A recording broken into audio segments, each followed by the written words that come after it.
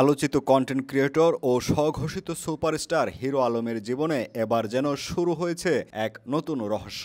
সম্প্রতি মডেল ইতির সঙ্গে তার ঘনিষ্ঠতা নিয়ে মিডিয়ায় আলোড়ন সৃষ্টি হলেও তাদের সম্পর্ক ঘিরে এখন উঠেছে আরও অদ্ভুত সব প্রশ্ন। ইতির সঙ্গে আলমের সম্পর্ক নাকি শুরু থেকেই পরিকল্পিত ছিল। একাধিক মিউজিক ভিডিওতে একসঙ্গে কাজ করার আড়ালে নাকি চলছিল এক আধ্যাত্মিক অনুশীলন।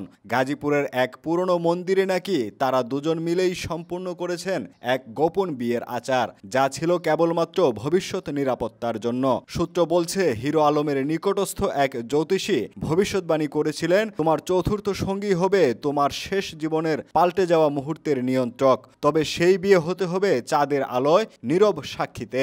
জানা গেছে, সেই শর্ত অনুযায়ী চলতি মাসের পূর্ণিমার রাতে গাজীপুরের এক নির্জন জায়গায় কিছু বিশেষ মানুষের উপস্থিতিতে এক অলৌকিক রীতিতে তাদের আনুষ্ঠানিকতা সম্পূর্ণ হয়েছে বলে দাবি করছেন এক প্রত্যক্ষদর্শী। তবে হিরো আলম ও ইতি এখনো গণমাধ্যমে এই বিষয়ে স্পষ্ট করে কিছুই বলেননি। অন্যদিকে হিরো আলমের বর্তমান স্ত্রী রিয়ামণিকে নিয়েও তৈরি হয়েছে ধোঁয়াশা। তিনি হঠাৎ করেই সামাজিক যোগাযোগ মাধ্যম থেকে নিরুদ্দেশ, ফোনও বন্ধ।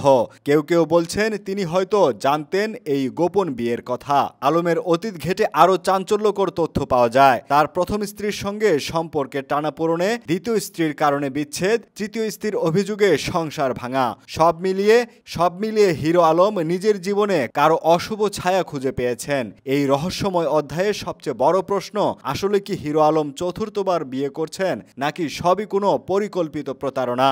সত্যিই কি এই সম্পর্কের পেছনে রয়েছে কোনো অপ্রাকৃতিক ইঙ্গিত? সময়ই বলে দেবে।